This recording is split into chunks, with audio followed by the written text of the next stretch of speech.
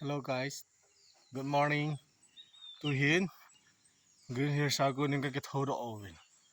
Ta ka chin reu hi le singzo ko do hitan. Sa pa na singzo here 30 30 minutes elo ho ki so di na la hin. Singzo thong ding kun ke ta win ding ka yan na chai na la hin.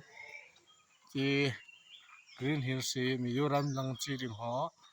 le chilewa le ho gi de na ding bu yang hilai mu na om hin ai me sa yang om hin i piang om min han kinung le ting le na ha le hilai hi bu ka ni do hin to hi singzo ka chi do hin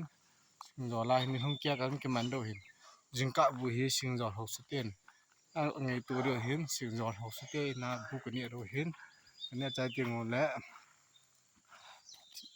na to thom thom kan bo chai ting la chalanga kan ki le ki do ha le hilai mu na bu ka ni do ha punga le kan ki chai do ya kan ki le ting la hilai hi bu ka ni do punga pa na ha hi lam ka direct ka kong do hi la hi green hills kampang so kan bol hi koi ta bang chi le na wa ya na gi pa thio gi na le ton ya kai le tren ho yang western tole yang min ki sip da ni thupi le jing thing hanga ring in mun nom ta hi tai ti cho kenga highlight hi